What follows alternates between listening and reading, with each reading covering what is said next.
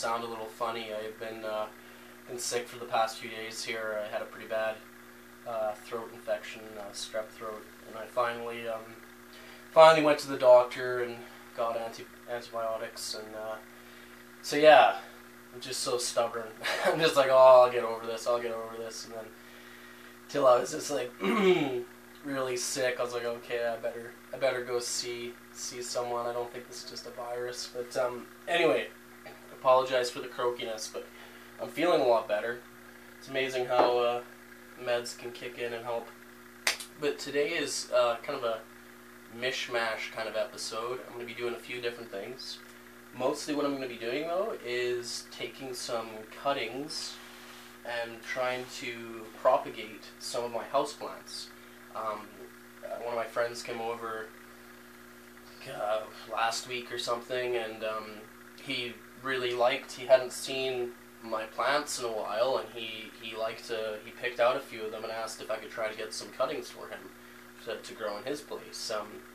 He doesn't want to grow edible plants. He just wants some nice house plants in his place, just a couple, just to kind of make the place feel a bit better. So yeah, I'll bring you guys in nice and close, and then we'll just go through different plants that I'm going to try and propagate, and hopefully it'll work. Okay, so these are the 3 houseplants that he picked out that I'm going to try to take some cuttings off of. I put down this yellow hazmat drop sheet just because I got so sick and tired of cleaning dirt off of my carpet there. So I'm finally smartened up and put this sheet down because it's a lot easier. Catches a lot more of the dirt than just trying to be careful. So we've got a Dieffenbachia here, and you can see it's a little bit ugly around the back here, but this little shoot coming up here, I'm going to cut that out and try to propagate that. Pick off that dead leaf, but yeah, I'm going to try and propagate that shoot there, and then I'm kind of going to do the same thing with this little fern here. I'm going to clip off some of this brown dead growth, and then I'm going to try and snip out a couple of the stems in the middle there, which will do a couple things. It'll kind of thin this whole thing out because I've got a whole bunch crammed into this little pot, and hopefully that'll allow the remaining ones to grow a bit better, and then I'll take those stems which I clip out and I'll try and get those to root. And then finally this one back here, this houseplant, it's a succulent kind, and I believe it's a jade, but I'm not entirely sure. But you can see how it puts out all these different stems, starts forking out and putting out new different growing tips. So I'm just going to be selective and cut off some of those, and I think this will hopefully clone quite well.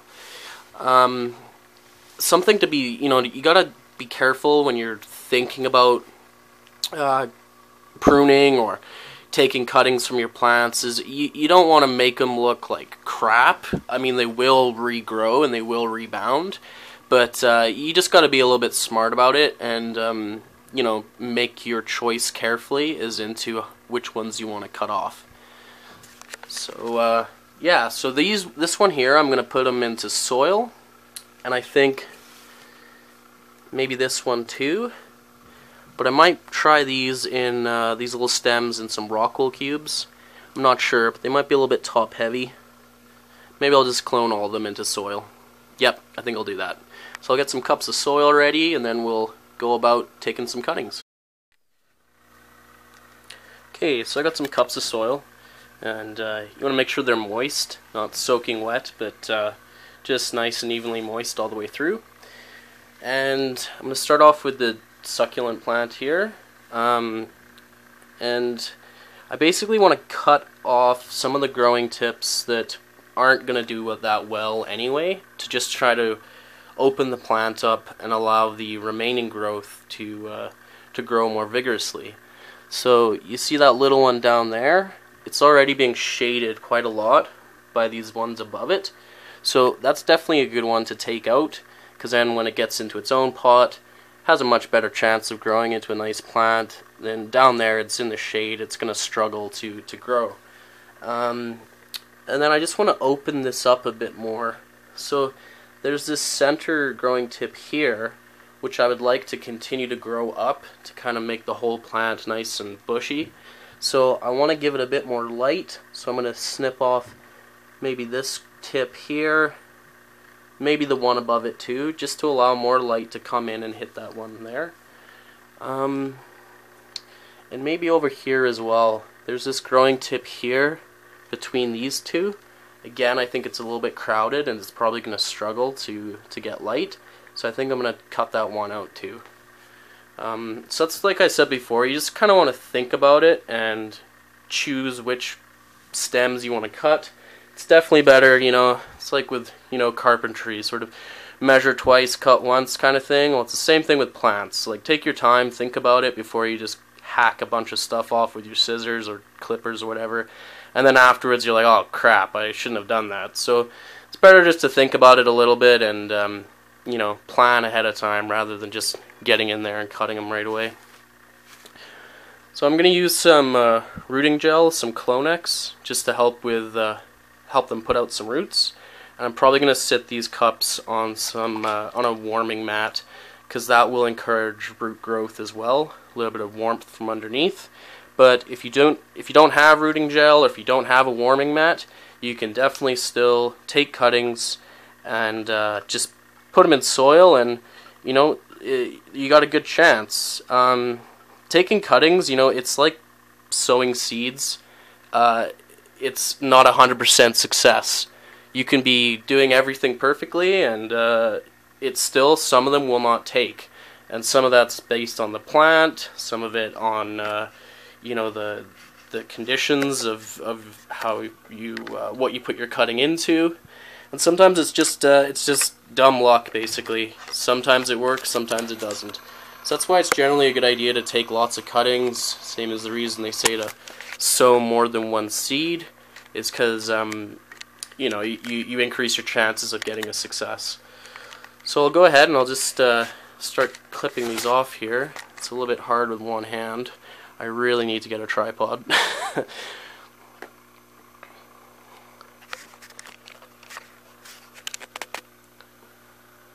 So I've dipped my scissors, the tips, in the rooting gel so that they will put rooting gel onto the stem as soon as I cut through it. So just get nice and close to the main growing stem, and quick snip, and it's good to go.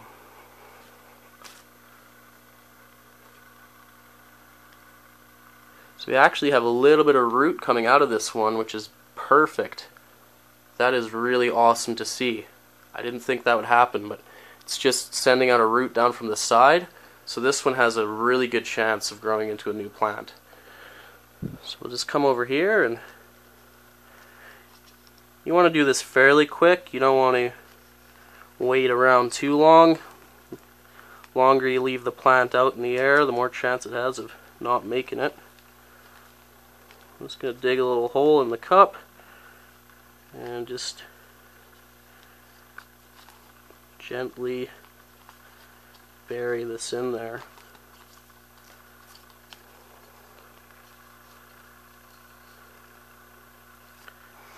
Okay, I'm going to top some soil up around that. So I'm going to go ahead and I'll snip off the other ones here, and yeah, I'll stick those in the soil and then we'll move on to the next plant. Okay, so you can see I took a clipping off of there and one from back there just to open it up. So I just took 3.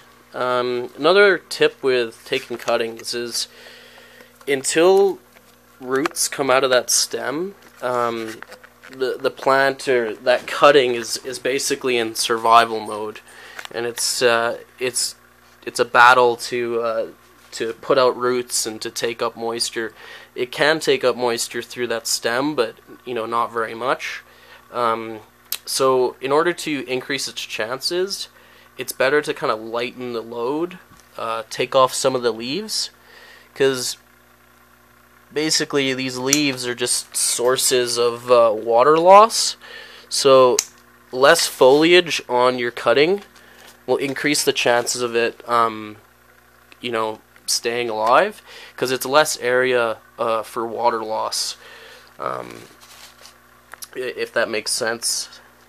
So you got less leaves on there, the cutting doesn't need to take up as much water, it's going to lose less water, and it just helps it to grow.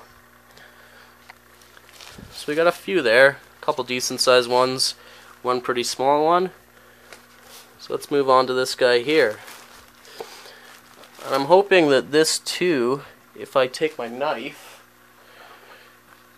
and if I cut down, it will, I can get some roots with this stem as well. So once you cut through it, just carefully remove that, and yeah, we got some roots on here. So hopefully that will take off fine.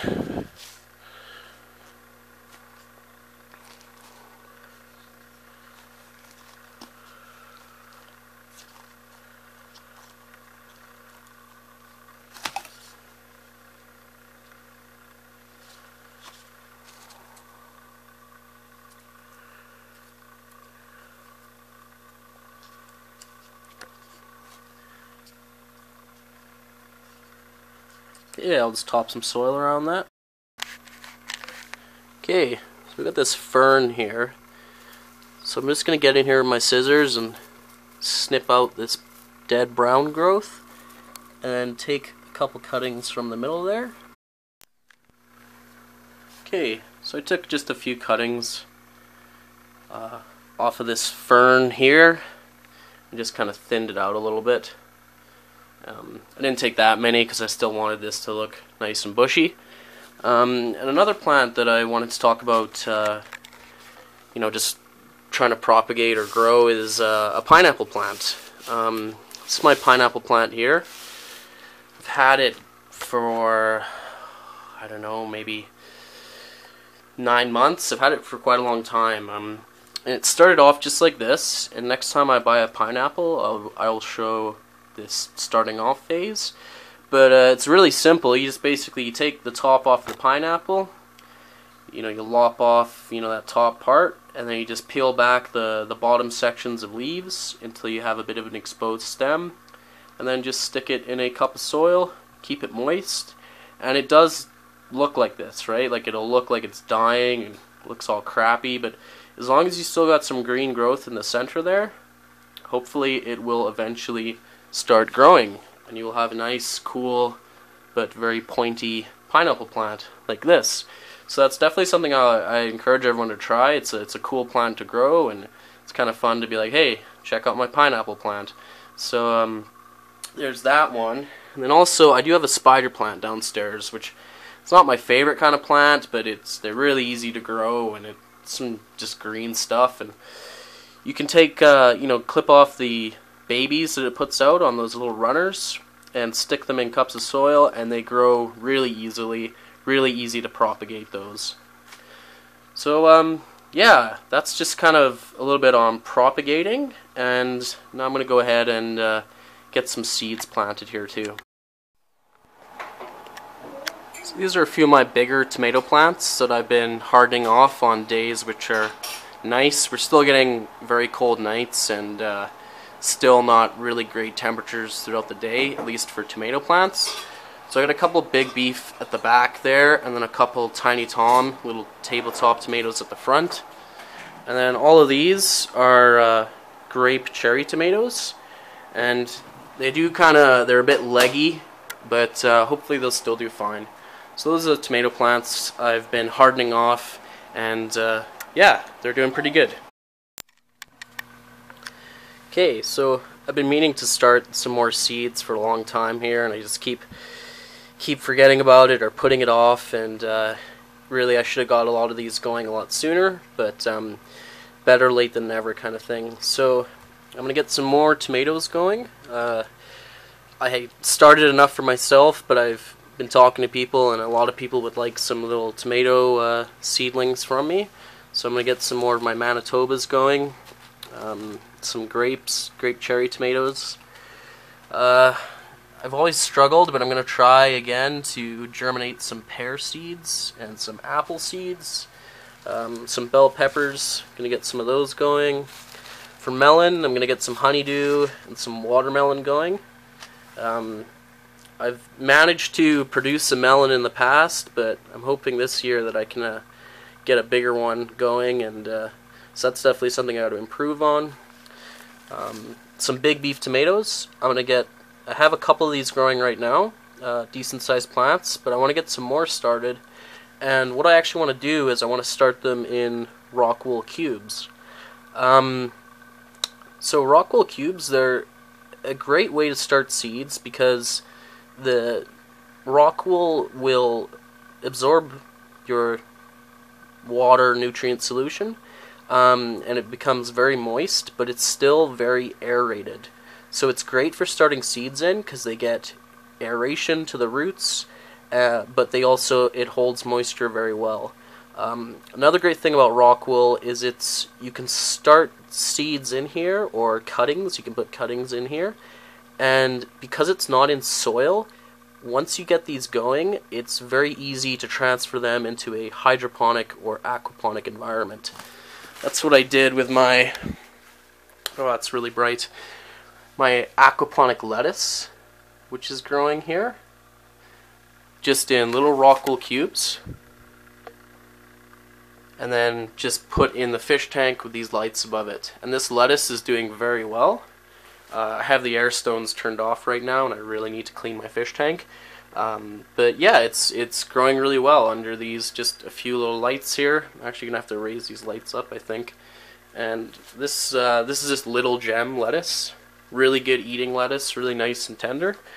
So I do want to get some tomatoes going in these rock wool cubes because I would like this year to do some experimenting with some hydroponics setup. I'd like to make a few Dutch buckets. And if you're not sure what Dutch buckets are, you can stay tuned and watch me try and get a system going. Or there's tons of videos out there on YouTube about Dutch buckets. And it's a really simple, do-it-yourself kind of hydroponic system which can have really good results. I also want to get some zucchinis going. I had a nice zucchini plant growing throughout the winter, but it ended up dying on me, so I want to get some zucchinis started. Same as some cucumbers. And then I ordered some seeds off Amazon. Just a little bit of kind of unusual stuff that's harder to find. I've got some blackberry seeds here. And some raspberry seeds. I also have some Kona coffee beans. So I'm going to try growing some coffee. And also some olive seeds. And then finally there's this Japanese black pine. I only have one seed of that, but it's people grow this as a bonsai tree. So it'd really be cool if I could get a little bonsai tree and if I could grow it from seed, thinking that's going to take a very long time to grow. But yeah, those are just some of the seeds I'm going to get started here. And yeah, just stay tuned, and yeah, hopefully this stuff germinates and grows well. And yeah, just a quick episode on doing some propagation of houseplants and just kind of planning on what else I need to get going here for the summer. So take care, everyone. Bye.